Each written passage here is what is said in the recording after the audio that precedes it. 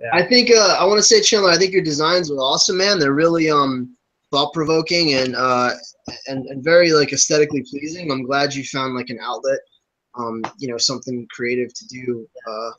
You know, that I know that's kind of therapeutic for you. So, And but I wanted to catch up with you guys. We haven't talked in so long. And look, Amber's here. She's actually willing to. Oh, cool! She's actually going to join us this time. Yeah. She said she doesn't mind. We just got wonderful. back. We were running around town and stuff, and then I heard you guys were doing Oh podcast, yeah, so. awesome. In fact, I have so much to tell you. I'm going to use the restroom. I've got to use the restroom, but we have some things to talk about. Yeah, man. Sure. Yeah, How you doing, guys? What's going on with you, man? I saw your photo of your shopping. Yeah. I was showing you all the It's cool because they have a whole end cap with like tofurkey and like all the vegan options, like the Gardein turkey roast. We got one of those. Like we're trying all the different ones this year. And what? It's not real turkey, so it's obviously like what made out of. It's like Vital wheat gluten. It's gluten and you know, pea protein. It's all just plant-based. And somehow somebody put all that together and made it taste like meat, or does it taste like meat? Yeah, I mean, have you never had like seitan or anything? Mm-hmm. Like it's like tofurkey, seitan. You know what? One time my dad made these burgers, and I swear we all thought they were real hamburgers. He didn't tell us at first because he was going to see if we would say anything, if we would notice, and nobody in the family noticed. He made us all some type of vegan. The vegan hamburger patty, so everything else is the same except for the patty. And this was like several years ago. Your dad was actually vegan, like before you went vegan. He reads a lot, and so he probably read that was a healthy alternative, and he was wanting to try that instead of the actual greasy beef. So he's probably trying to stay away from red meat. And I wish he would have kept doing it though, because knowing what I know now, that was somewhat detrimental on my health, because he went right back to making, the regular hamburgers, shortly after that. I meant to ask you, how are you doing, man? Like, how are you doing on your? I'm doing fantastic. Yeah. There's first of all, there's no way that I'm going to ever go back to eating meat or dairy or eggs. That's just not going to happen, at least not in this lifetime. And that's great, man. That's great. I'm so glad. Like, it's definitely. Yeah, I was just thinking about it again today about how much gratitude I have that you and Chandler and Angie directed me, along that path when you did, because I'd still be eating meat right now. I'm still probably, inflaming my gut, because I've had all kinds of health issues, inflaming my gut and stuff. And ever since then, and this is important, this is a big deal, I've been struggling with an illness off and on for a little over 10 years. But ever since I've gone vegan, I haven't had any major sick episodes since that period. So, and that's a big deal. It's true. I mean, you can't, cool. You can't beat a plant-based diet. I mean, in terms of metabolizing the food you eat, digestion, it only makes sense. I mean, it's the easiest it's the easiest food you can put in your body. It's real food. It's what humans are intended to eat. I actually feel sorry for a lot of other people who don't have a genetic predisposition for even fruits and vegetables. It's kind of like a lot of people, how there are certain people who have a genetic predisposition to liking alcohol, and it's really hard for them to stop, because it's harder for some people to stop alcohol. Two of my brothers have that issue. I used to drink with them, but it was so much easier for me to quit, just because my body genetically, I just for some reason never craved it that much like some people do. And it actually always kind of made me feel sick and gave me headaches and stuff. So it also has to do with your personality and your character. I mean, if you have an addictive personality, if you've got sort of if you're emotionally imbalanced and you tend to overindulge, things like that, you're going to be more prone. What I noticed? Alcoholism and drug addiction. Yeah, substance abuse. I noticed that conservatives and far right wing Republicans tend to be meat eaters more often, and Democrats tend to be more often. That's purely ideological patterns of environmental influence. Essentially, conservative, right wing, generally Judeo-Christian mentality that goes right along with it. You know, being raised in the South or whatever. Like, yeah, that's like I would say, I don't know the demographics, but I would say that the greater number of vegans and more progressive and forward-thinking people are going to be liberals. They're going to be, Democrats. Guys, there's some interesting stuff that I want to talk about relevant to veganism, actually, and that's why it's so cool that we're having a hangout again. It's nice to talk to some people who understand, because I'm surrounded by people who don't.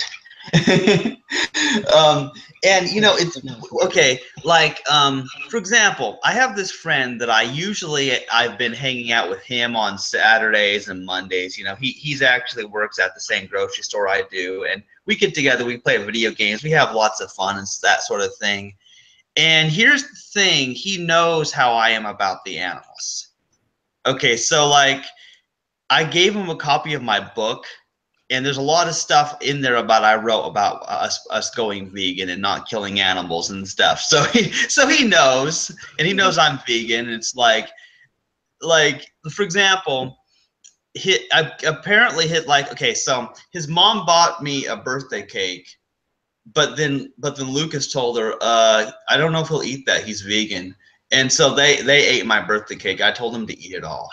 And see, here's the thing about it. A lot of people don't get, you guys probably understand this. A lot of people, they don't understand the multiple layers of veganism, because it's not just that I don't want to pay for it, which I don't, obviously, because I don't want to contribute to it. But even after someone else has already paid for it, I don't want to consume it, because I also know it's unhealthy. Right. And not to mention, it just confuses my system. Like, if I'm on a plant-based diet and then somebody throws me some weird thing and throws off my groove by feeding me something I don't normally eat, that's gonna cause me problems. And whenever I've done it in the past, if I ever ate, someone gave me some dairy or something with eggs in it, and I ate it, then I felt awful. I can't handle it. Of course. So yeah, but people have a hard time getting that. Develop a hypersensitivity to it, especially like to dairy and stuff like that. Amber's accidentally eaten dairy, or they've gotten her order wrong at Starbucks or something, and like I've accidentally eaten I don't remember what it was, but if there's something that has milk or dairy in it, it leaves this like nasty film in your mouth, and it's just like this bitter, like a sour taste. It's just gross. Like, and I'm this way just with like cookies or anything with a lot of sugar, anything that's over processed. Like, I'm used to eating whole foods, and I literally, like, I'll get like an upset stomach, or I won't enjoy it unless it's just something that's, minimally processed, plant-based whole foods. Yeah, definitely. You're vegan, man. You really need to surround yourself with other people, because I can't even imagine what it would be like, being completely isolated where you live. Where do you live? Like Alabama or something? No, I'm in Leeson, Missouri, but it might as well be Alabama. Yeah, like, I mean, I can't even imagine, dude. Like, I feel, we always talk about, I feel bad for you. I wish you had more vegan friends in your life. Angie explained she has the same family dynamics where she's surrounded by meat eaters. Like, they know and respect her, the fact that she's a vegan. They don't make fun of her or anything or tease her or anything, but it's just that she's surrounded, like, they'll order pizza, they'll have turkey. And so she's constantly having the aroma of it and the visuals of it in her environment. And I can't remember, she lives in Canada. And so I don't remember, or I don't know what the culture is like where she's from. But like you're saying, there are certain states like down south that, wow, it'd be a lot harder for some people to go vegan and to remain vegan in certain states. That's for sure. It's not, and it's not you necessarily. It's not your conviction that's wavering. It's just, it's discouraging. It's so discouraging, and it makes it that much more difficult, because you're overwhelmed. You're surrounded by it. You're completely, engrossed in this culture that is so speciesistic and see, they don't even know they don't know the difference. They literally. Yeah, see, here's the thing: is it makes me feel good to hear people like Guyus, who he listened to us, and he went vegan, and it's made his life so much better, and he's grateful for it. See, but other people, they just think that you're attacking their way of life. Like, people are so attached to the way they do things. You don't. You know what I've concluded, especially after watching Poffo and looking at some of these demonstrations, you know, the activism. I strongly believe that one of the best approaches, since most people are self-centered and are very, you know, egoic and thinking just about themselves and not the animals. I noticed like the cube activism, Anonymous for the Voiceless, they do tend to put a lot of weight on protecting the animals, which is great. But most people, sadly, that is like the third, you know, the lesser concern that they have.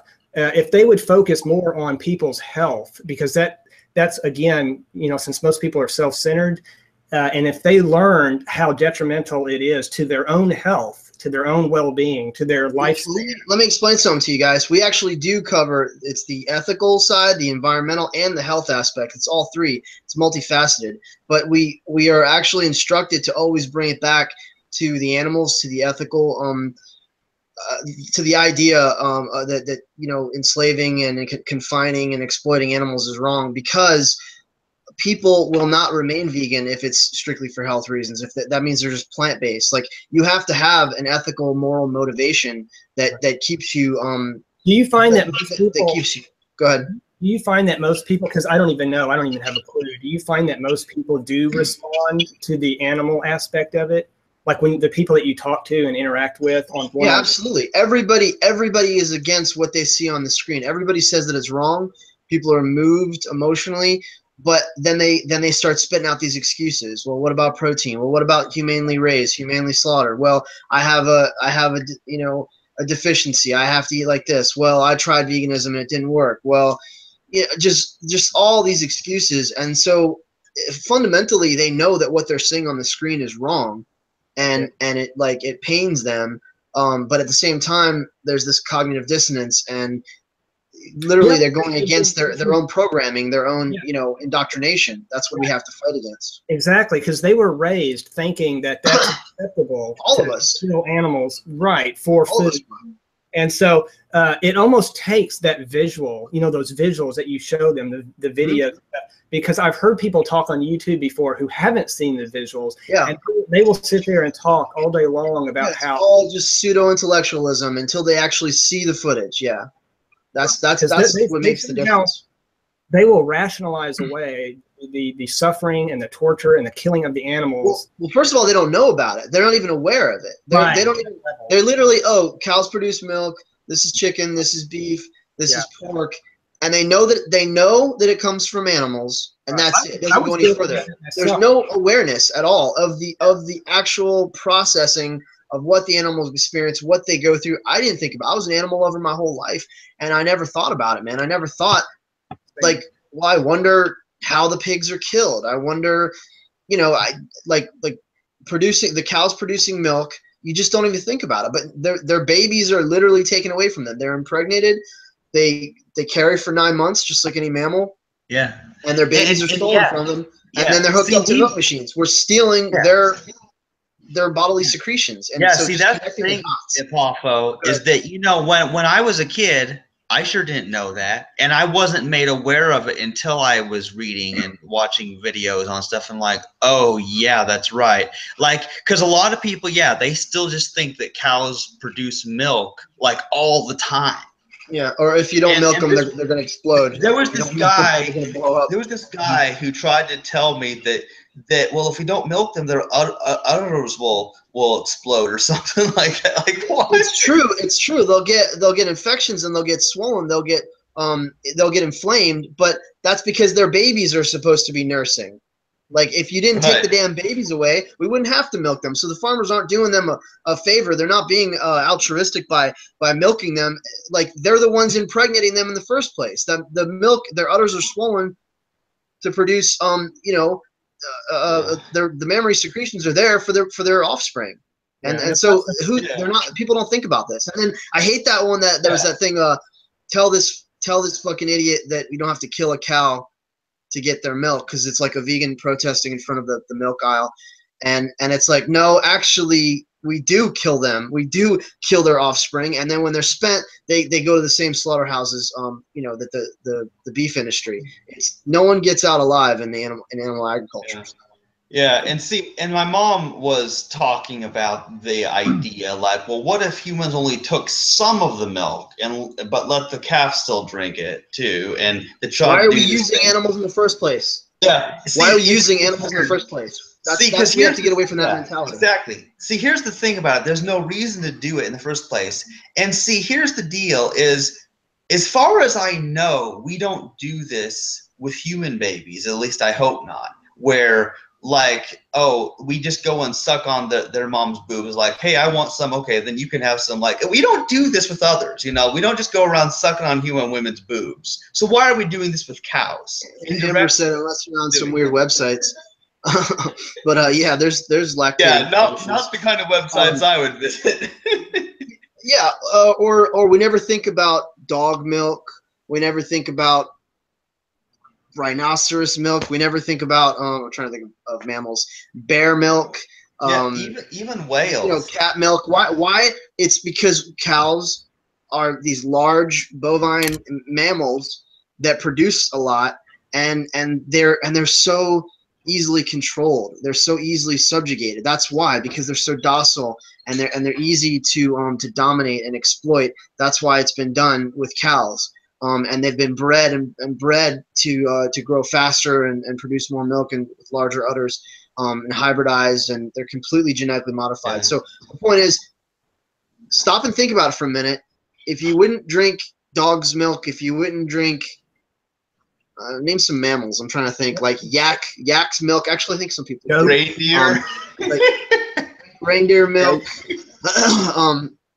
But then the same thing with goats, you know, because they were so heavily populated, and our early ancestors were goat herders and shepherds and stuff. So it was the animals that we could exploit, that we could you know get something from. And precisely, yeah, the ones that they always exploit always tend to be herbivores, I've noticed.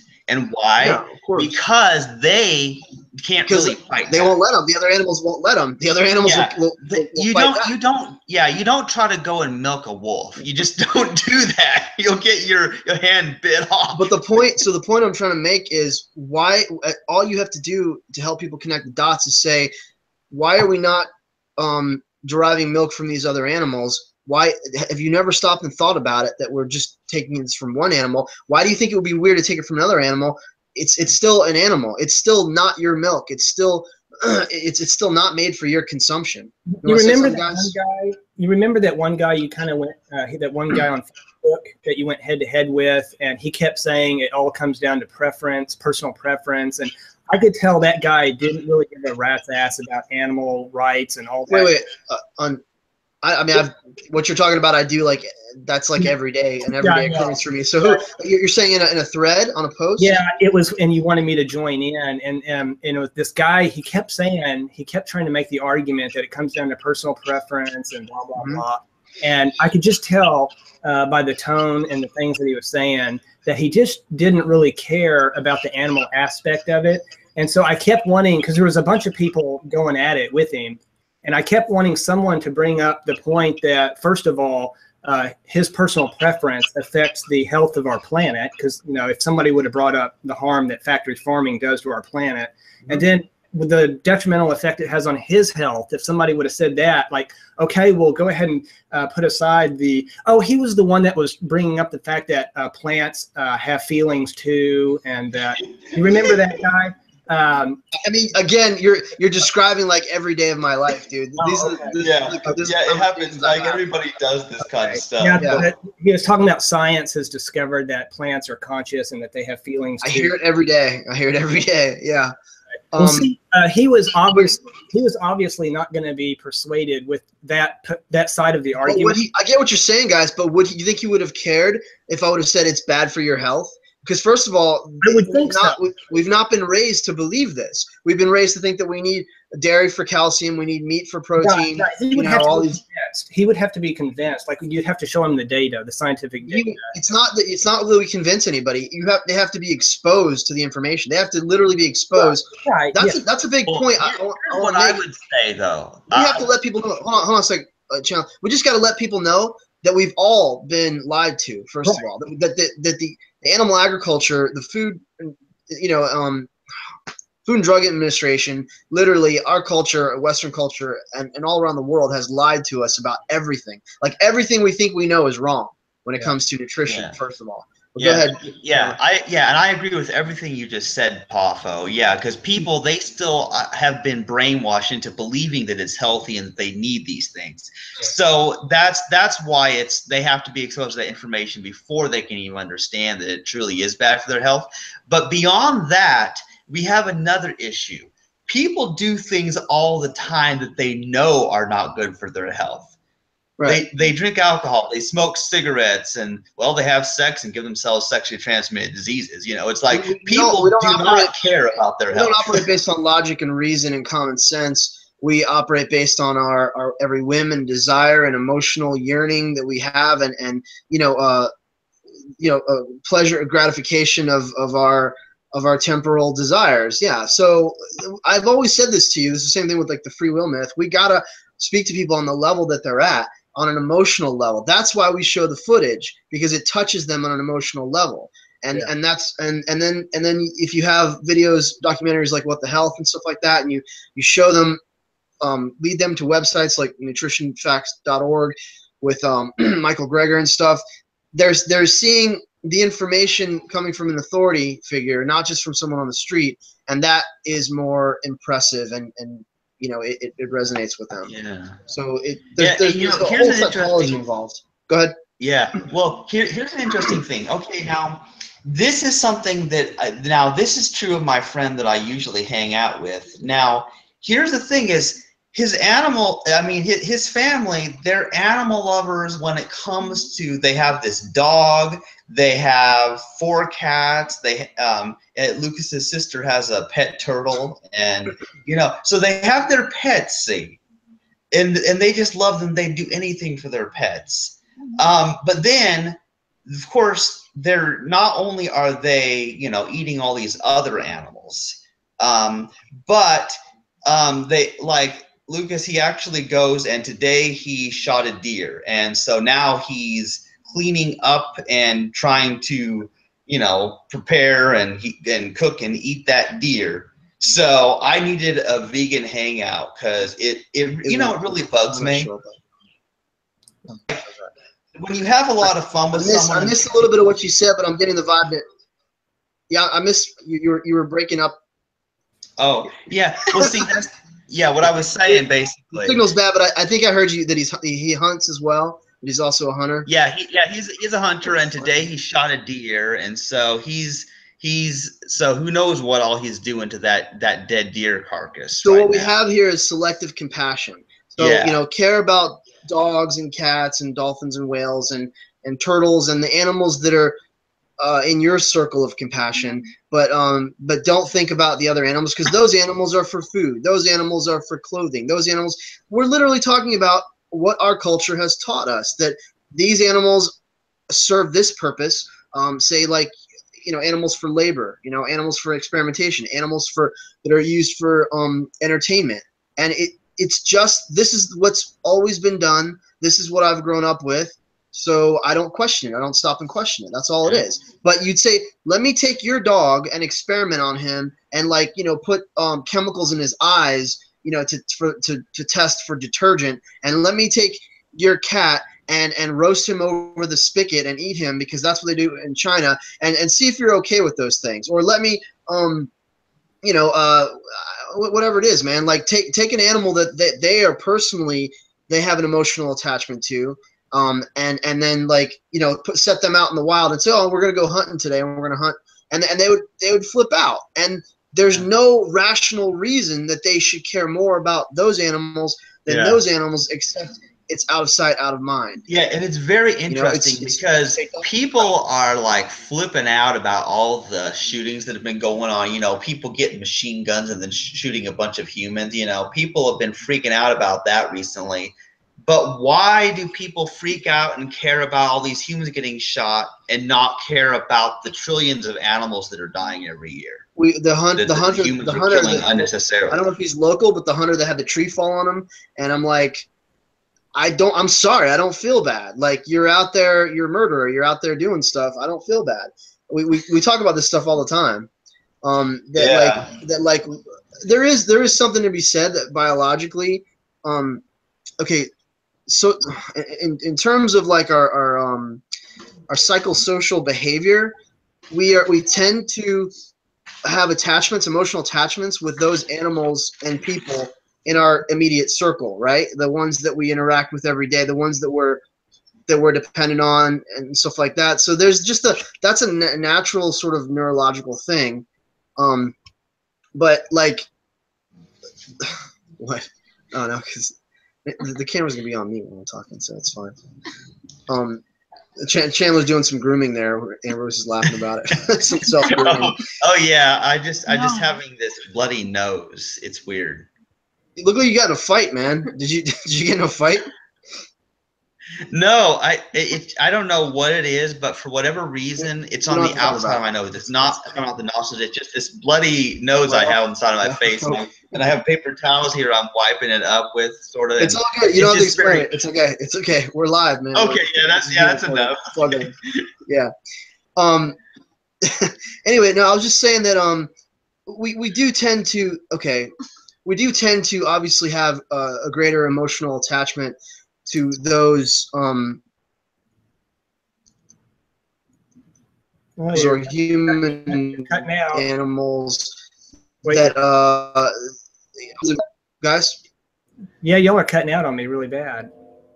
I was just saying that like we're more attached to our friends and family, and that's normal, that's natural, that's healthy. You know? Not only that, but to address what Chandler was saying, there's a hierarchy of value that we place on certain animals and life forms. Right. Like, for example, the fleas on our dog, we're not going to really care that much about them. Well, hold on. I will say that it's in self-defense. It's a different story. So in that scenario, we always talk about fleas, ticks, mosquitoes. That represents self-defense. But I will rescue, and I'm sure Chandler will too, insects and bugs if we can help it. Yeah, if they're not a threat to us. Yeah, but of course, yeah.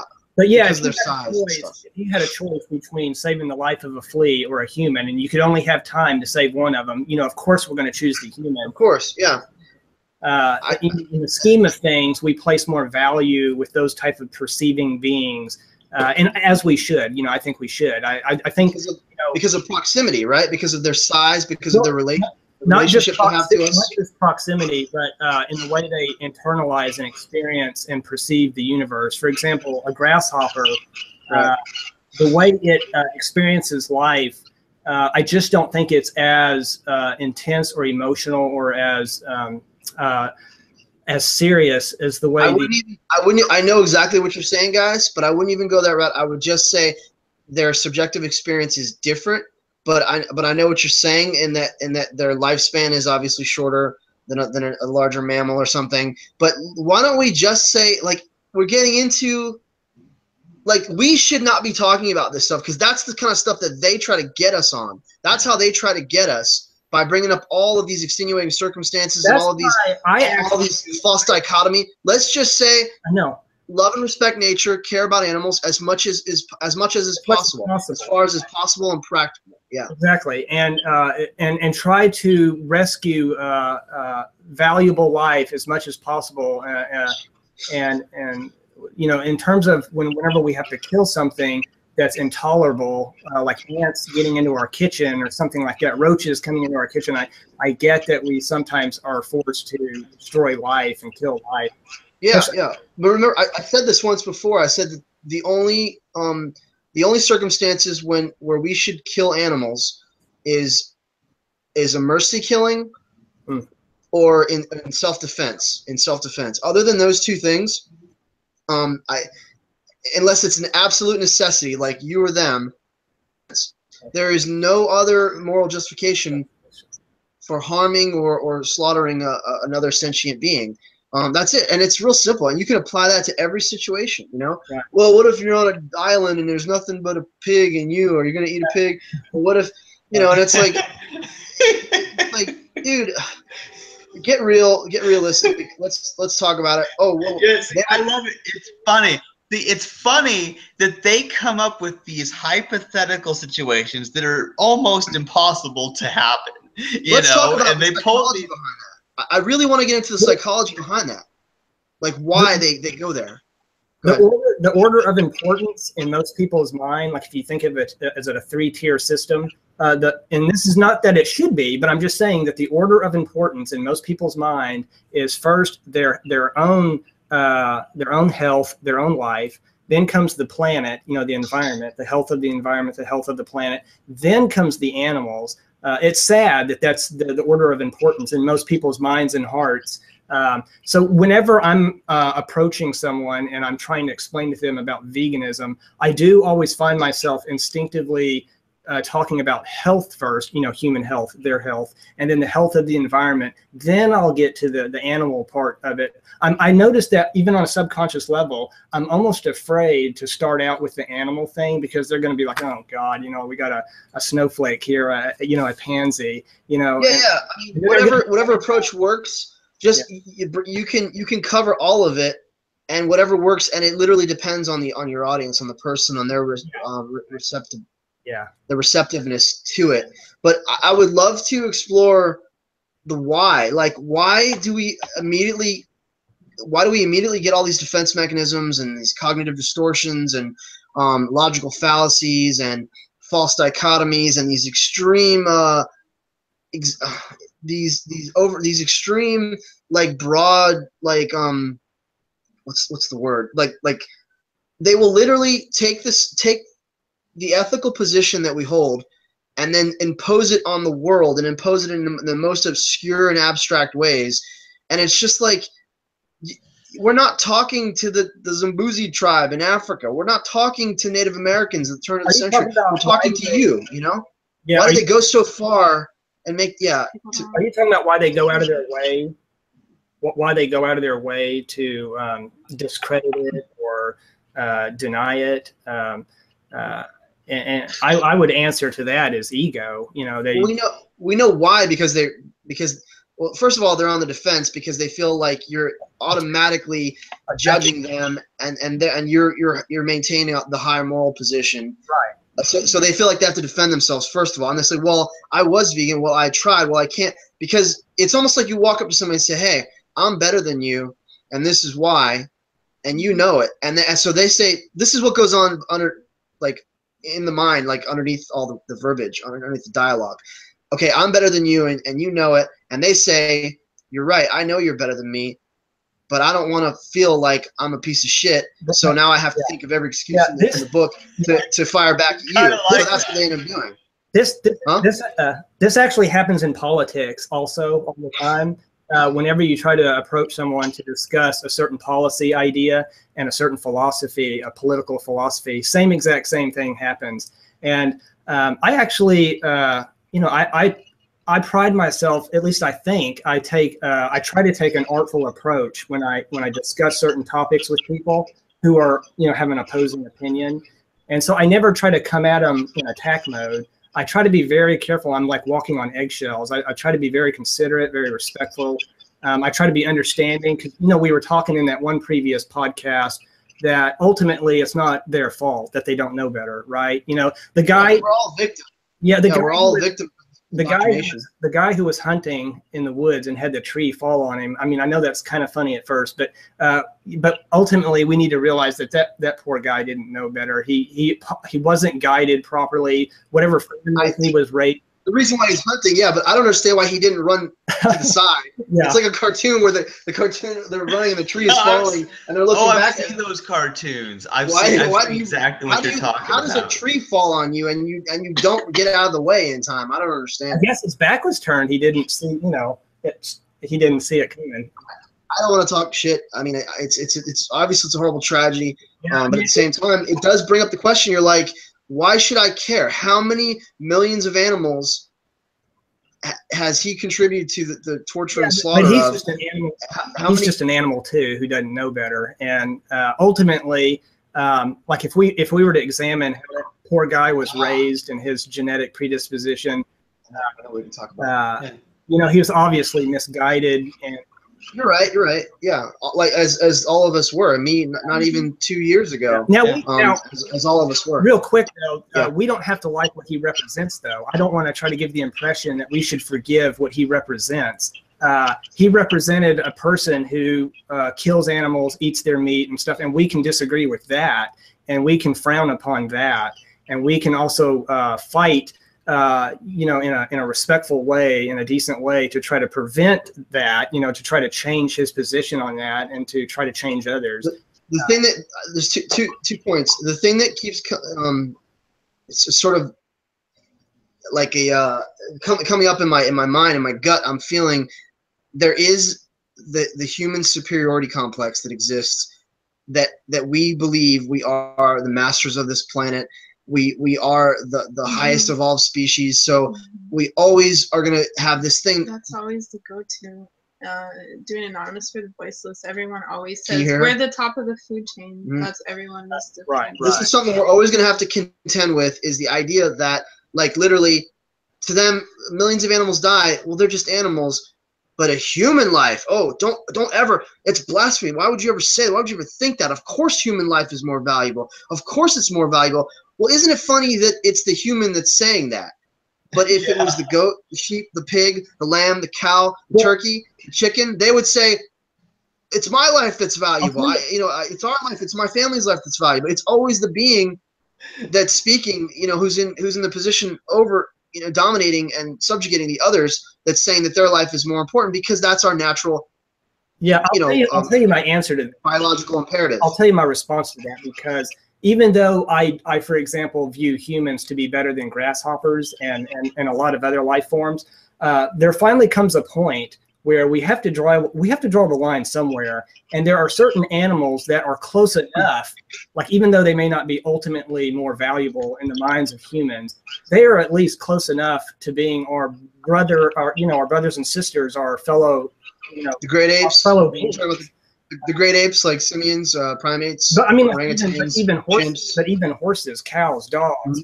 We should have enough compassion and feel that they are close enough. You know, they may not be able to solve mathematical equations and things like that, but they are close enough. Does that give them any more value or any less value? What gives a life form value, in my mind, is that they are of this. They are products of nature. They're of this earth. They have evolved, and they are a unique manifestation of this divine process that's taking place. I want to say, I know Chandler is going to disagree, and he'll say, we should care about all life. We should care about all animals. Yeah. Like, let's not differentiate. Yeah, but why should we think that any animal or any animal is more deserving or better? Let me ask this question then, and then maybe we can get to the root. If Chandler, if somehow there was a situation where you could either save Poffo's life, or you could save a goat. You're doing it. You're doing that. You're playing devil's advocate, man. You're playing the role of the Omni and the Carnus that says, okay, you're driving down the road. There's a deer and a little girl. What are you gonna do? You're gonna hit one of them, but you got to decide. What are you gonna do? How about let's try to not hit either one of them, and don't ask me stupid questions of scenarios and situations that may never happen, because you're just trying to pigeonhole me. You're just trying to, like, trap me into answering. Hold on. The reason why I was asking this, like I said, because I prepped before I spoke. I said the reason why I'm about to ask this question is because I want to get to the root of it. And what it is I am trying to pigeonhole both you and Chandler. I want to force you to take a look at your reasoning. I want to make sure that do you truly see them as equal? I want to know, would Chandler truly, can he honestly say that he might choose the goat over Poffo, you know? And if so, if that is the case, then I'd like to see if he could answer, you know, tap into his inner thoughts, his inner emotions, and tell me why that is. I'll let Chandler answer. 1 second, real quick. I would say whatever you do instinctively, that's the right thing to do. Like, in the moment, at the time, whatever you whatever your first inclination is to do, I would say that's the right thing to do. Okay. I won't answer ahead of time though. But okay. Go ahead, Chandler. Let's say real quick, just to really juice it up. just to really juice it up. Let's say Amber said she would kill herself. She would just crash the car, so she doesn't have to kill anybody. No. Listen. Let's say you had a pile of ants on one side, and then you had a pile of human beings on the other side. And they were good-looking people too. I mean, we're talking Brad Pitt and Angelina Jolie. We're talking some good-looking people. And this goes back to size and scale. I still think that like we hold value to those beings that are large and that hold the same space as us in terms of size. I'm trying to get you to see. Hold on, Poffo. I want to see where Guyus is going with this. It's getting interesting.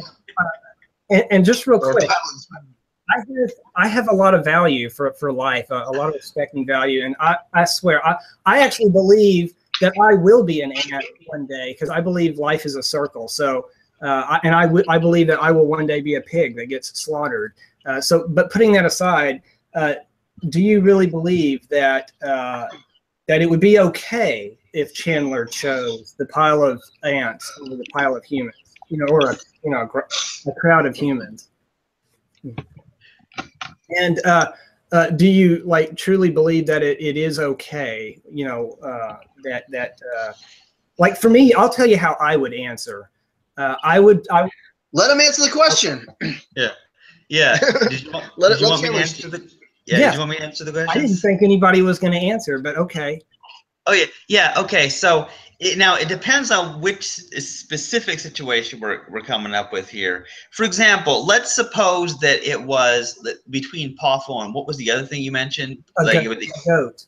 Oh yeah, Poffo or a goat. Yeah. See, here's the interesting thing about it.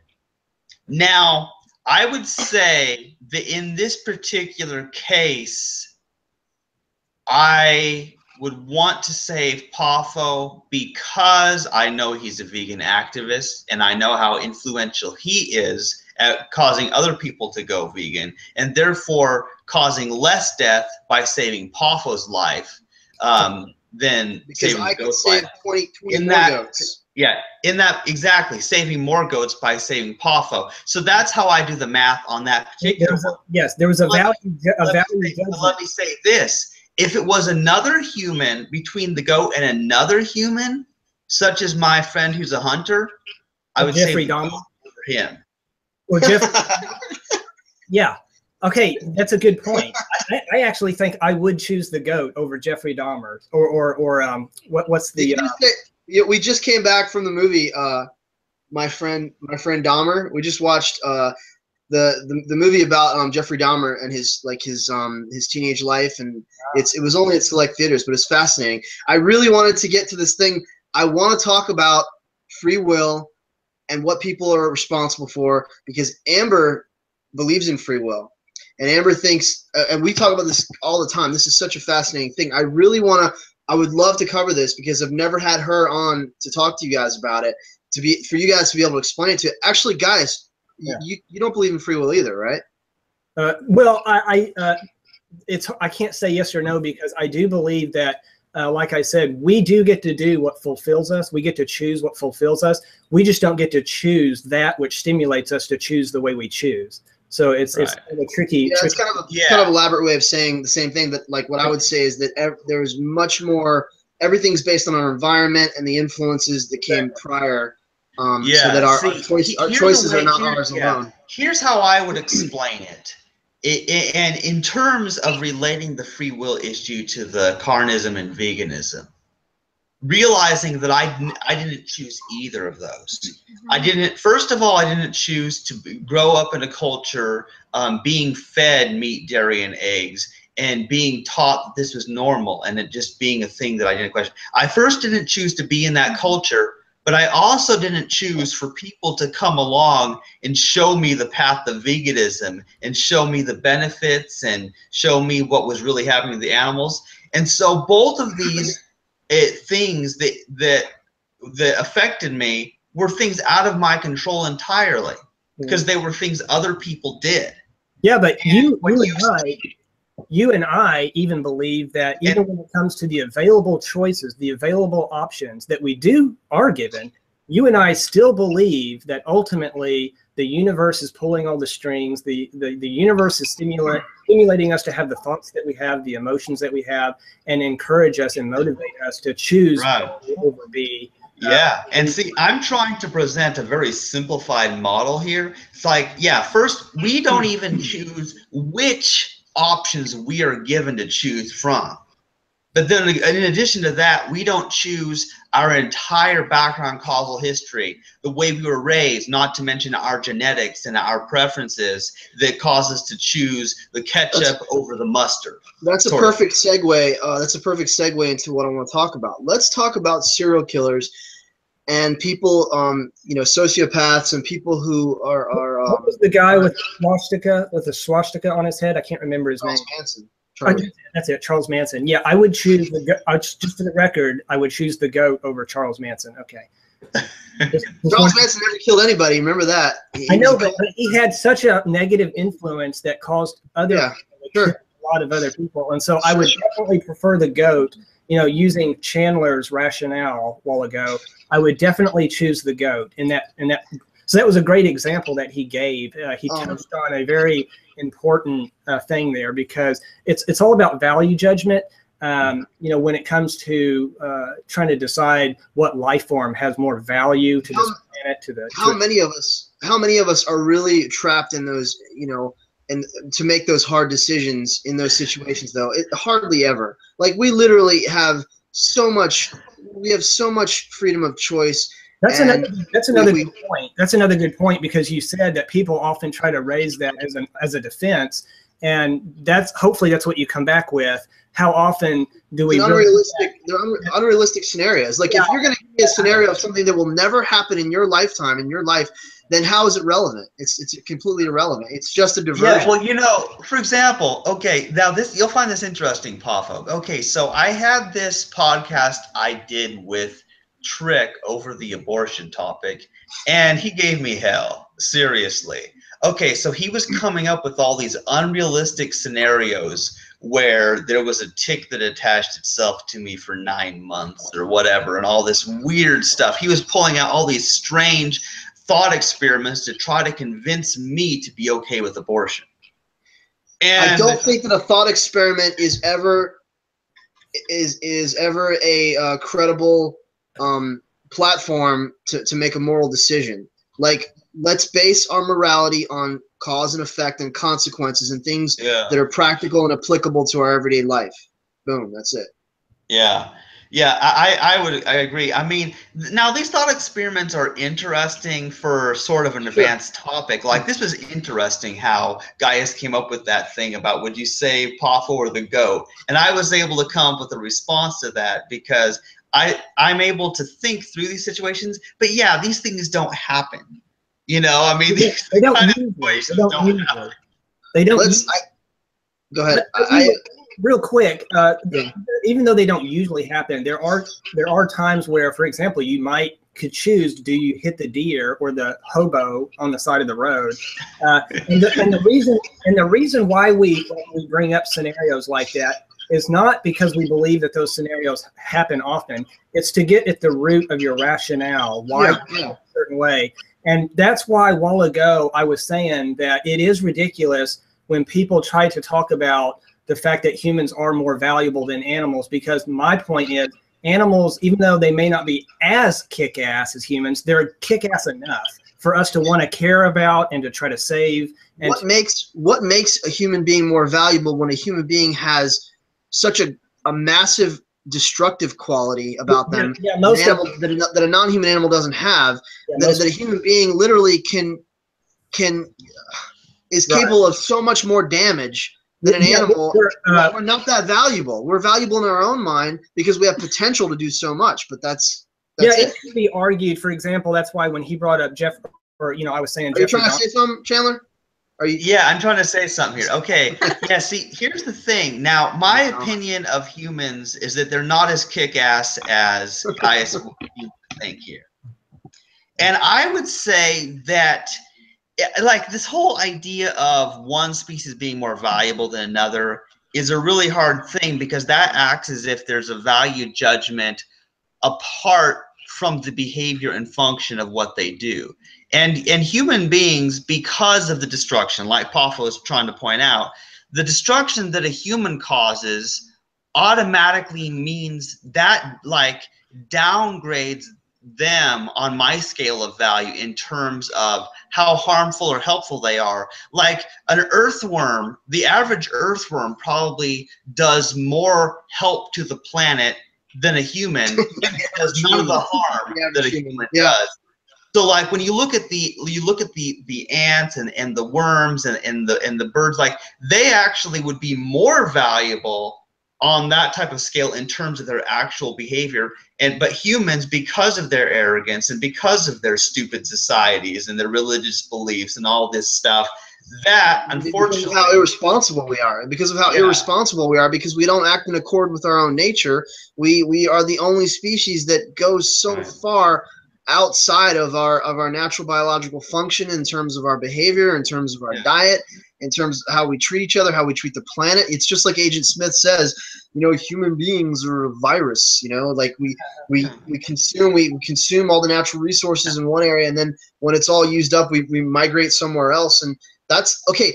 But to be fair, Chandler, every human being also has incredible potential. We also have this incredible capacity to think and reason and plan and envision and dream and think in abstraction and create and produce incredible technologies and artwork and things that can benefit. We have the greatest influence, as I've always said. We have the potential to save millions of animals at the same time, where other animals don't have that same, there's no other way to say it, power, like sort of authority. So we are the gods and the devils of this world, you know? And it's just about, even though we do have our assholes and our cool people, you know, and it's hard to it's hard to determine pussies and dicks. And it's hard to determine which one dominates at the moment, because it flip-flops throughout history. You know, sometimes there's more assholes, sometimes there's more cool people. You guys see Team America? Team America? I don't think so. Matt and Trey Parker is a great skit.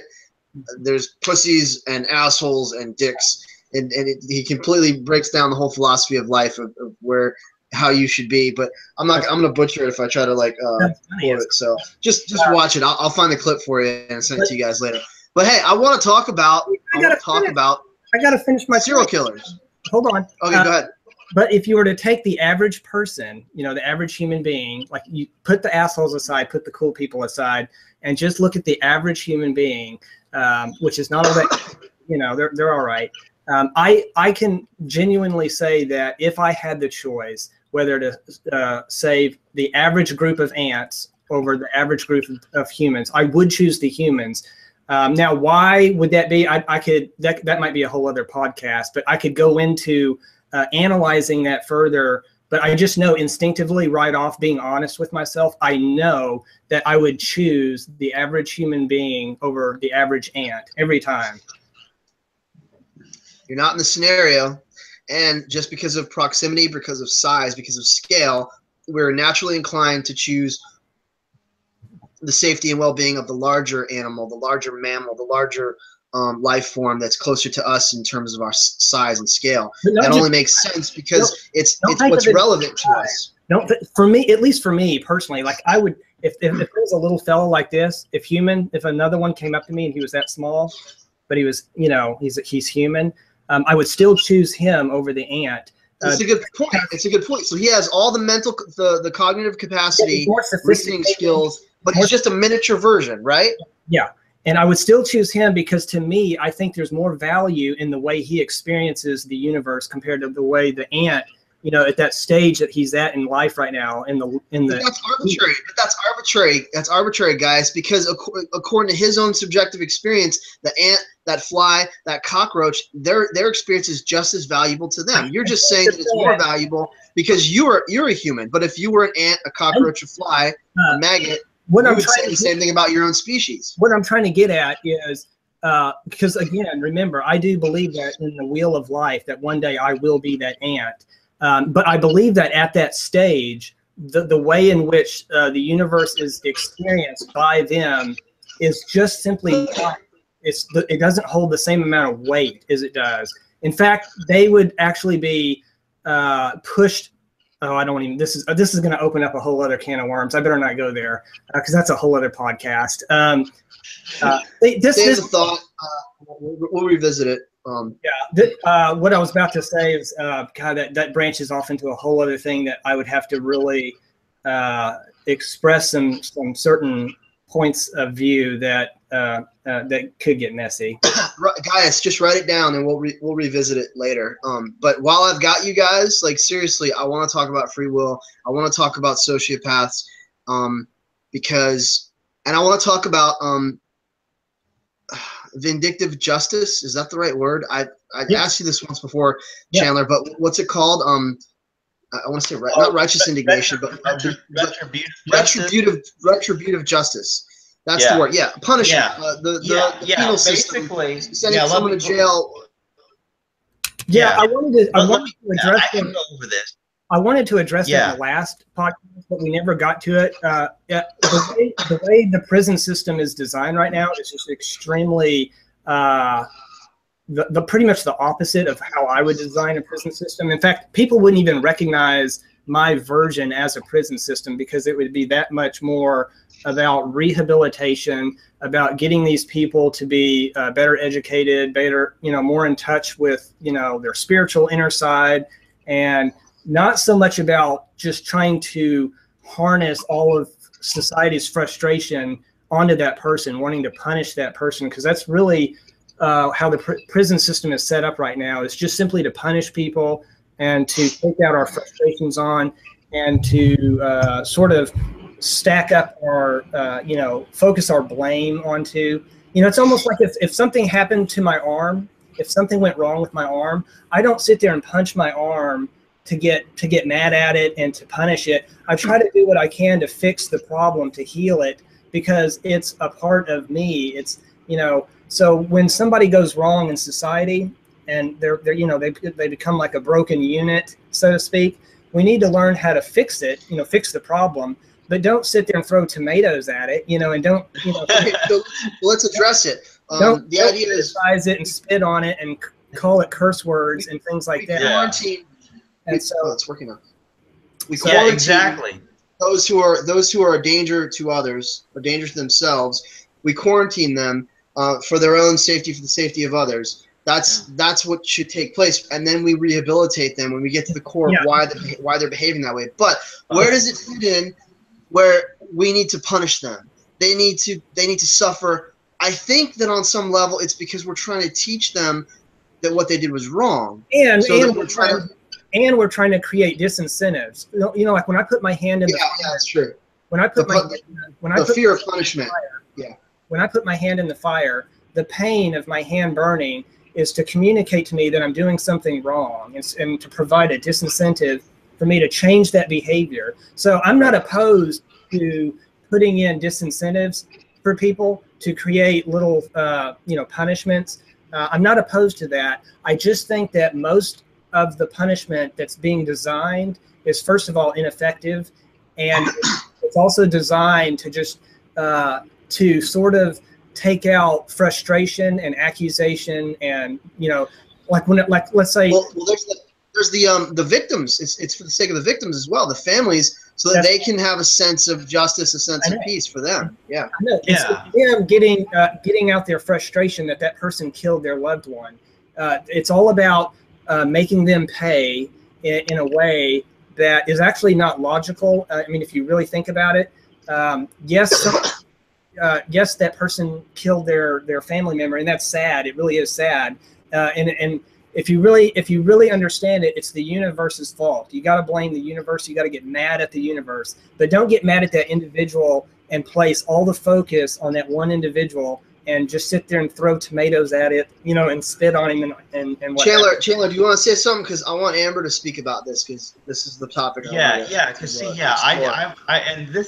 this will echo what you guys have been saying a little bit, but basically, in my model, there is no such thing as punishment, because you're not sending somebody to jail because they deserve it, because they did something bad. No, the entire purpose is to keep society safe.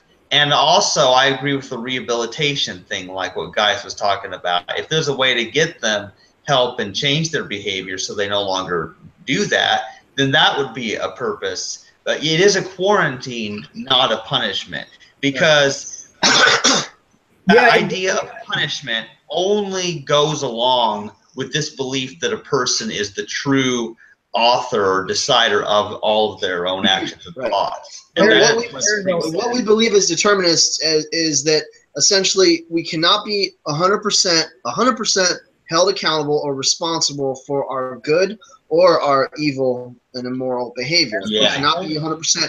We cannot be 100% like we're not responsible. And we're not deserving on the other side. You know, that you can't 100% receive all the praise for something, because what you are is an amalgamation of all the different experiences, all the different influences, all the different people, everything, your biology, your makeup, and then what you've done wrong is also a consequence of all these different things. But dude, we got to get to this. People make bad decisions. People do a lot of stupid shit. People. Yeah, and that's why there does have to be consequences, negative consequences. And I even said in my video some of the things you were saying a while ago about even praise. They don't even deserve certain praise, because like even Thomas Edison, who invented the light bulb, or the Wright brothers, it was always meant to be that would unfold, that certain things would come together that would inspire them to discover the shape of the wing, and to figure out the aileron. It was all meant to be the airfoil shape. It was predetermined that would go. I listened to our last really extensive, really long podcast where we covered everything: free will, veganism, the nature of the universe, the evolution of life, all this kind of stuff. And I know that much of what you say, guys, it stems from your belief, your philosophy as a pantheist, and you have a kind of stoic, overarching belief that when it comes to, it's almost like the divine providence or the sovereignty of the universe, in that like everything that happens is almost preordained and predestined. I don't necessarily hold the same view, and I'm just fascinated about like who's responsible for what when it comes to the good decisions, the bad decisions. I'm really not who's responsible, because we know that ultimately no one is really responsible. But what I'm saying is, what route do we take? What reaction do we have to people that harm us, that do things wrong, that to what degree do we hold them accountable? That's really important. Well, like I said earlier, we have to look at them as a broken unit, as a broken device, because that's exactly what they are. And sometimes it's a broken circumstance, the environment, the situation. In this world right now, every environment and circumstance is broken. Like we're all. Whenever we see a great deal of whether it's crime or injustice, wherever we see that is the universe communicating to us, saying, okay, something's wrong here, and you need to make some adjustments. So let's say, for example, you see how we're seeing all these mass shootings happening right now in America. That is a signal. That is a cue saying, okay, there's obviously something socially wrong right now, and that needs to be corrected. And until we do correct it, that's going to continue. And because you can go back and it's also spin. It's also the media spinning it, because they want to blow it so far to proportion and keep us focused on it. Yeah, basically. But there is on having guns. But you do have to also admit that there is a climate change. This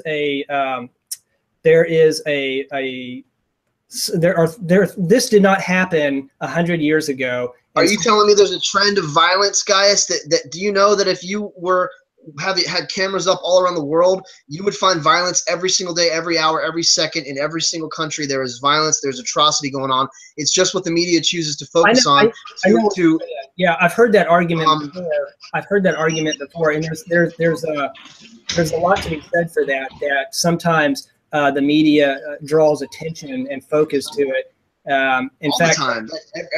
Everything in the media is for political reasons, for socio-political reasons, to manipulate the culture.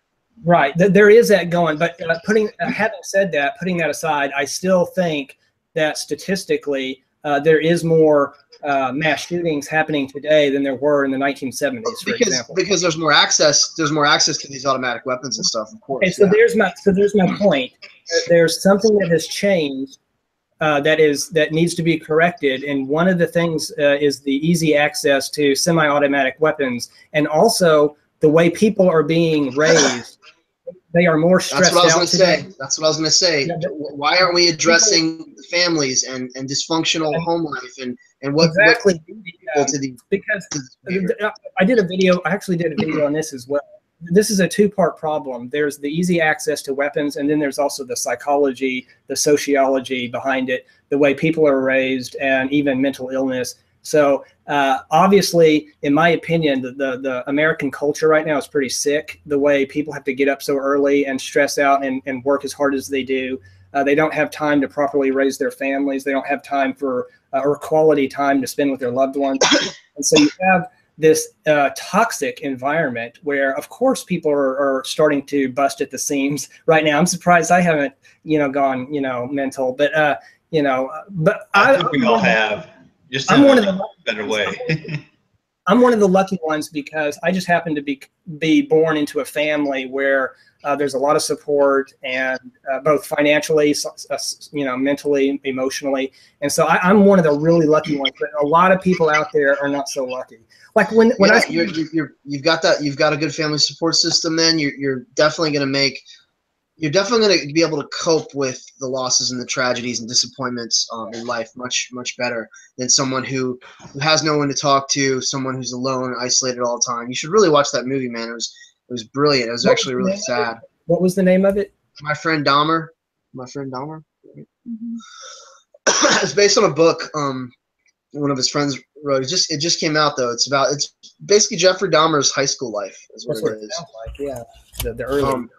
Yeah. I keep choking here. Chandler, let's talk about how much an evil person is responsible for the evil things they do, and how we should respond when they harm others, when they take advantage, when they manipulate and other people. Like Amber believes. Well, there is a predisposition, biologically. Sorry, my throat's really dry. There's a predisposition that what? I said if you cough one more time, I'm gonna snap your neck. I'm sorry. I'll hit mute next time. I'm like something in my throat. Drink some water. There's a predisposition. Physiologically that genetically that they've got something wrong with them. Then you have the environmental factors. Okay, then you have the social environment and stuff, and how they may not be raised properly. They may have never learned healthy communication skills. They're dysfunctional in some way. But she says that there are scenarios, there are people, there are cases that have horribly fucked up home life. All the progenitors are there to become a serial killer, and they turn out great. They somehow are able to turn it around and become successful. Transform their pain into something, and they don't end up as serial killers. Yeah. And then there's other people who have a great life, nothing really goes wrong, and they end up Ted Bundy, who was so suave and manipulative and intelligent, and and yet he was in politics and stuff like that. And like what really is the motivating factor there? And also, how do we respond? Because she doesn't believe that Jeffrey Dahmer should have gone to jail, gone to prison. Okay, but do you believe he should have gotten psychological help? And he was also. I think he should have been isolated from population, but I think that he should have been in in a hospital. Right, I would agree. Like getting help, like not in a prison. I agree with that 100%. Actually. Do y'all think there's an additional variable, though, other than nature and nurture, that you're trying to zero in on? Like, do you think there is a possible variable that does contribute to someone's behavior and their thoughts? Like like their cognitive volition, like them choosing. Well, I'll make it easy for you. Like there is a free will, as if there was a free will. Is that what you mean? I'm trying to get there without actually directly saying that, but in my opinion, I believe there's only nature or nurture, that there's environment and then the genetic predisposition. I don't believe there's anything other than that, but if there is something other than that, for example, if you want to call it free will, then let's try to zero in on how you would define that and set the parameters for that, what that means to you. And also, and most importantly, how do we respond to it, to people who violate human rights, to violate another's, another's body, to take another life, like whether it's excusable or not, because when is it excusable? When is it not excusable? We should always quarantine them, right, for the safety of others. But what do we hold them accountable for, Chandler? Okay, yeah, first of all, I hold nobody accountable for anything they do. Oh, right. Because nobody and that's on a philosophical level, and a philosophical, ethical level. Yeah. But in practical terms, how do you respond when someone breaks in your house and, knock on wood, and fucks you, like kills your mom, or if you don't have a dog, right, shoots your dog or something, how do you respond? Well, I mean, see, here's the deal. If you have to fight them off in self-defense, or if you have to call the police or whatever you have to do that. But that doesn't mean they're accountable for it. It only means that you're trying to stop them from causing. Right. Self-defense. So there's no contradiction between these things. We all believe in self-defense, but what is the proper response of the authorities, of society, of the family members, of the government, whatever? What's the proper response? Is it an eye for an eye, a tooth for a tooth? Do we cut off the hand? Do we imprison them? What do we send them off to therapy? What do we do? Well, you're naming some good ones. First of all, we do want to try to see that they get some kind of therapy, some kind of assistance to help them emotionally and mentally. We also want to separate them from society. So y'all mentioned that. That's good. The only thing that we don't want to do, and like I said, I tried to make this distinction earlier. We can hate what they represent, what their behavior is, but we shouldn't try to focus and harness our hatred towards them as a being, to retributive justice. Is that the right word, Chandler? Yeah. I mean, we can really, like, for example, here's a little example that may help drive the point home. Okay, so now when a volcano on an island erupts and the lava comes out and just wipes out a village and kills all the people living there. Now, we are upset about this happening, and once we find out about it, right? But we do not hold the volcano accountable or responsible. We don't hate it. And what I am trying to tell you is that the only difference between a volcano and humans is that we can separate the humans from society, but we can't really separate volcanoes from society and put them in, give them therapy the same way we give them humans. They'll tend to blame God, because it's the force of nature. Yeah. Huh? Yeah, exactly. Yeah, you said it, Poffo. Because they are the same force of nature, just like the humans, whether the volcano or the tornadoes, whatever. I'm saying they are the same thing, only that our approaches in dealing with humans may be more effective than dealing with those other natural disasters. Or we have more. We have more. Don't get me wrong. We have more influence and control. We can possibly change someone's behavior. We can't change the tectonic plates and the geological. Yeah, another great example is you can do activism and educate people and convince people to go vegan. You can do this with humans, but it's very difficult to talk to the wolves and the bears and the lions and talk them into going vegan, because for one thing, they don't have the option of buying their food in a grocery store and simply going over to produce rather than the meat department. So they're not doing anything morally wrong to begin with, because they're doing it based on survival and they're doing it based on necessity, and they don't have that moral capacity. They've not yet developed that moral capacity yet.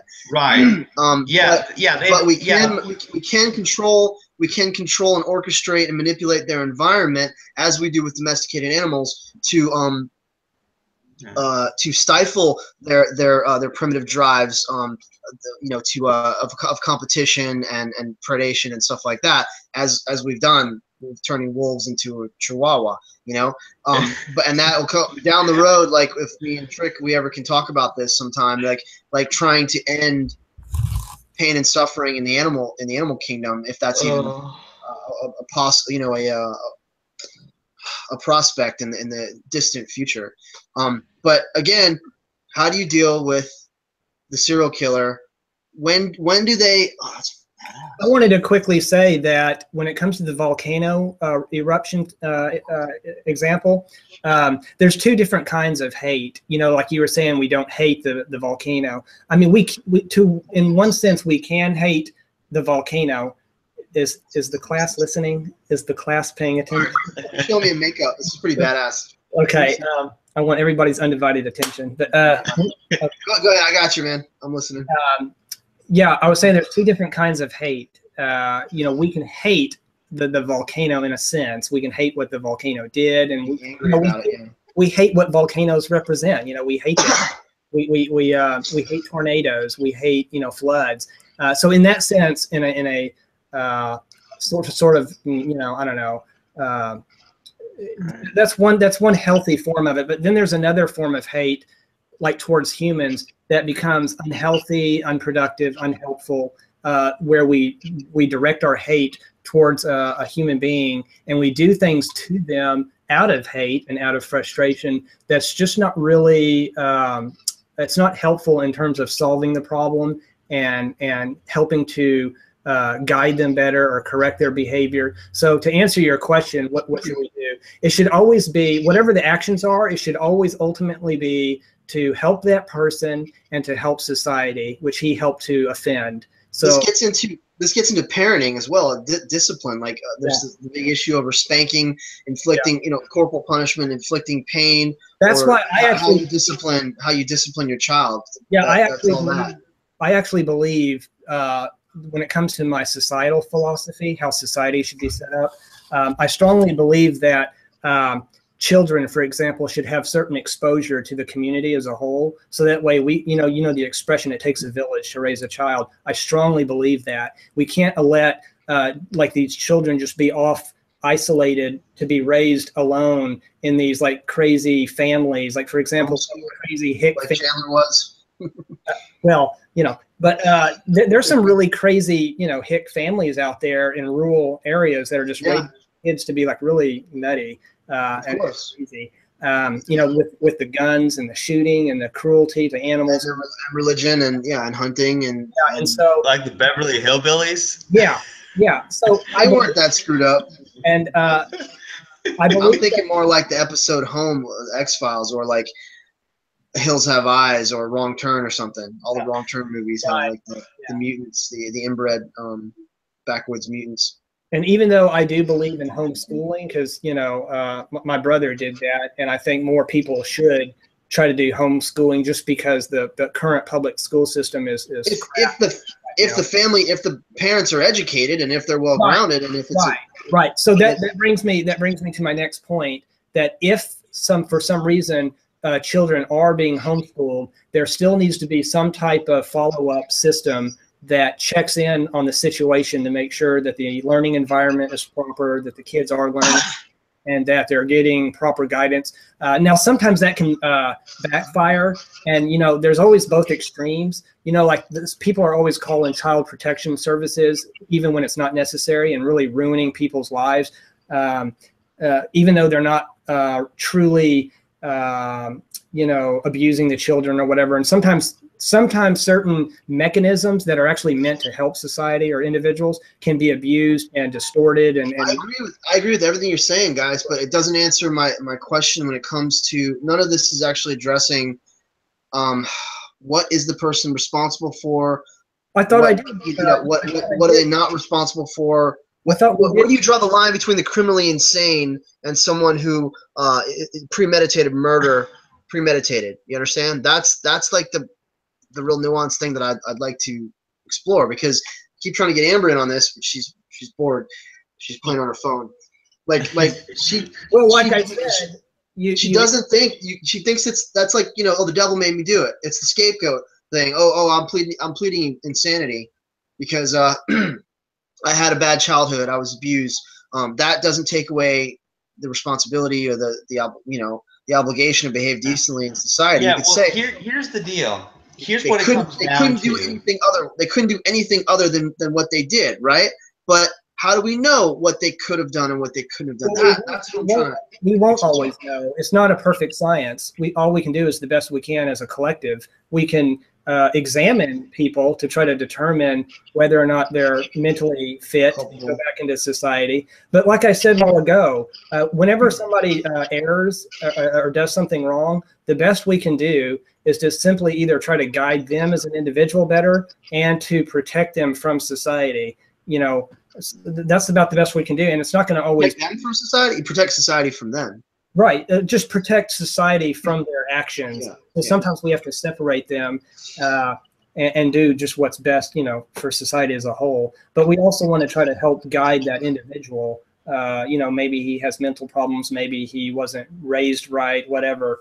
Other than that, you know, I don't see any other alternative action to take. Like, what else would you do? Like, would you spank them or you know, I mean, and the main thing is, I would say that you got to put in disincentives. You know, we got to do things that are undesirable. You know, so there does have to be consequences. Whether it was their fault or not, whether they meant to do it or not. That's the threat. That's the threat of punishment. That's the threat of punishment. This is what I wanted to get into. I do believe in punishment to some degree, as long as it's reasonable, as long as it's healthy, as long as, you know. Let's try to get everybody's. I mean, it's fascinating discussion. Let's try to get everybody. Let's just talk for like a minute or two each, so we can have like a flow. Yeah, Chandler, and I'm hoping some ideas. Throw out. Yeah, sure. And I just want to also say that I'm hoping that we can bring this to a close soon. I'm getting really tired. And no, it's not happening. You're not going to bed anytime soon. This podcast has been going on almost 3 hours. But anyway, so here's the thing: is whatever is proven to be effective, whatever works. If, like Guyus is saying, the threat of punishment does deter crime because people don't want to go to jail or whatever, then it's useful. Not saying they're responsible, not saying they deserve it, only as a practical matter, and only that. What stops crime? And if you have to lock them up in a hospital or wherever for the rest of their life because you can't guarantee that they won't go out there and do the same things they did before, you have to lock them up for the rest of their life. But here's what I would say, and here's the thing that most people would disagree with me, because they want people to suffer. I don't want those people who are quarantined for the rest of their life to suffer. In fact, I would like to find a way for them to still contribute to society, even though they cannot be around the public. But maybe they could work a job. Maybe they could work in building things, or work on a supervised maybe prison farm where they grow the fruits and vegetables, and they work, and it gives them. Very gracious of you. Yeah. Amber thinks we should do medical testing on criminals and pedophiles and rapists. We should test on humans instead of animals. Yeah, that's an interesting idea. Like, I mean, take all the incorrigibly wicked and is that because we treat innocent animals worse than we treat the worst offenders of our society. Okay, we treat innocent animals worse than we treat pedophiles and rapists and serial killers and murderers. We give, again, this goes right back to the hierarchical, you know. Right. And I was just going to say, does that because she views them as more expendable, like they're like we could. And by the way, does that also involve any kind of hate or frustration? Or because they deserve to be punished. I don't know. Speak up. I want to know what you talk about all the time. She says it jokingly. She doesn't want to be incriminated. She doesn't want to incriminate herself. It's no secret that we both have misanthropic tendencies. Amber is much more pessimist. She's a cynic. She doesn't trust humans. She thinks humans are scum, basically. Until they prove themselves, until they are, a lot of them are, worthy and deserving of it. Like, she really doesn't. That's her opinion, basically. I guess it's on par with like Trick, the way Trick feels, right? Pretty much. Well, yeah, and also, I mean, I'm pretty much that way myself. That's the thing about it. Yeah, you remember, I'm the guy who wants the human race to go extinct by non-procreation. And here's the deal: is the funny thing is, I'm more extreme than Trick is on this. Here's the weird part about it is that he doesn't want the human race to go extinct. Kind of like he thinks that somehow we can do something where we can reduce the suffering through technology or something and stop the suffering everywhere else in the universe that might be happening. But I don't have enough faith in humans that they will be able to ever get to the point. So I'm like, how about everybody stops procreating? And the human race goes extinct, and that would be the best thing to happen to the planet because all the other animals would be better off. And when you guys were talking earlier, all I could think about was why do we want to correct behavior? Why don't we just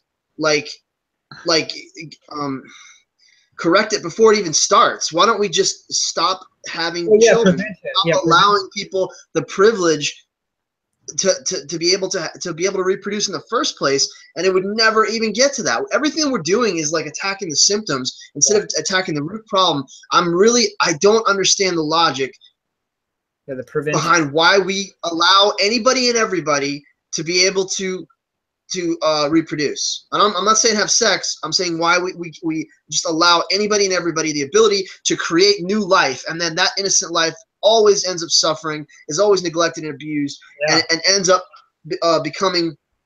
contributing to this dysfunctional society. Ends up being a serial killer. The cycle of abuse continues. Why do we not see that? That's where the problem starts. The problem starts with having children. That's actually what I've been waiting to say, is that usually most of these wrongdoers, they've already been punished enough. That's why they're doing it in the first place, because they had it hard, man. They couldn't rise above it. And so they flipped, and so that's kind of the irony, is that most of the humans who who do wrong, who steal, who kill, or whatever, that is a direct response from how shitty they were victims.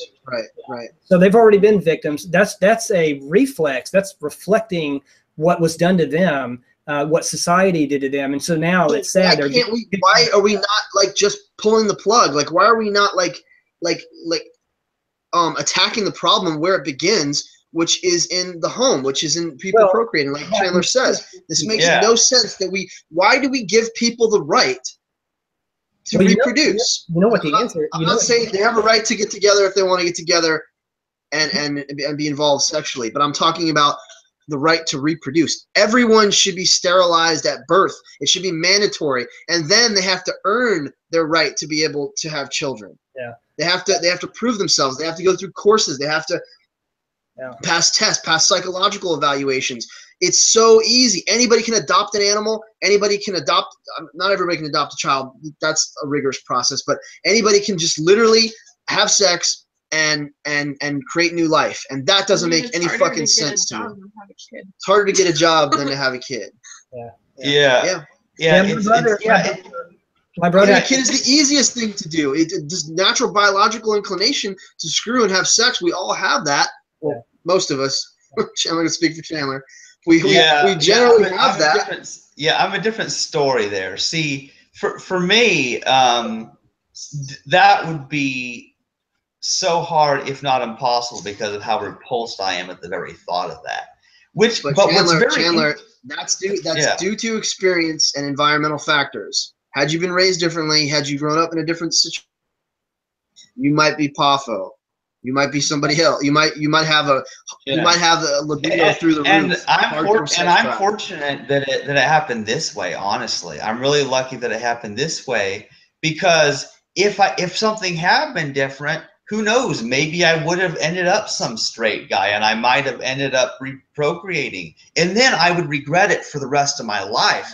So no, because you wouldn't know the difference. You wouldn't know the difference. Well, there's negative consequences either way, because I believe there's pros and cons no matter what. My brother and I, we always thought, we used to talk about this a lot, and we always used to think that people should be able to have a license before they can have children. So you got to, like, absolutely. I believe you should have to take a test and get. Why is there no thought given to this? There's no thought at all given to this. Well, there's no thought put into this. The reason why is because there aren't enough people who are made aware that it's that big of a problem, you know, and that they need to be educated about that. Every fucking problem in our society goes back to money, religion, and the ability for human beings to reproduce, which leads to bad parenting, which leads to deviant behavior. I actually think that most problems could be solved if we could just dramatically reduce our population, the human population. I mean, dramatically. Like, let's say you cut it in half, you would cut our problems in half. So, like for example, here's a thought. Now, while I have no problem with the whole human race going extinct, now it would let's suppose, for example, that you had a situation. Now, this is never going to happen, mind you, but a situation where everybody's extinct except for the people like us, the ahimsa, non-violent vegans, like we're the only ones left, and we just live forever, like we just never die. And so we just live forever, and so you just have so Poffo and Guyus and Trick and I, like, we're all having intellectual conversations forever and ever, and we never get bored because we just have all the stimulation. That would be so much fun if that were possible. Circle jerk. The last group, the last philosophers on the planet. Yeah, I think again. Would our ego and our greed take over, our lust for power and stuff? Would we end up becoming the corrupt ones? I don't think so. Like, is the human nature just on this downward spiral? We always end up devolving and going backwards, Yeah. Well, that's something to talk about. I think my mom's coming up to go to bed though. So I probably will need to put up this conversation a hold till another night. But we actually had a really good long talk. But yeah, think about this subject. Let's focus on this stuff on another podcast, like specifically the serial killers, the real problem, the real root problems of what's going on in the world. Like, a lot of food for thought there. Yeah, so yeah, I mean, we'll continue this, but this was great. It was great catching up with you guys. Great having some good talk, and we got, even since just time Poffo joined us, we probably got in 2 hours worth of talking. And Amber. It was awesome. Yeah. Hopefully next time she'll speak up more, but with my loud mouth, it's hard. Yeah, you'll need to be quiet so she can talk more. Okay. I'll let you talk. Yeah. Well, okay. I'll probably have to end this one for now, but it was great talking with you guys. Maybe we'll do this on another weekend. We'll see what happens. If my friend ever wants to go out and shoot deer, I'll just talk to my vegan friends instead. Okay. Have a good night, guys. You too. Bye, brother.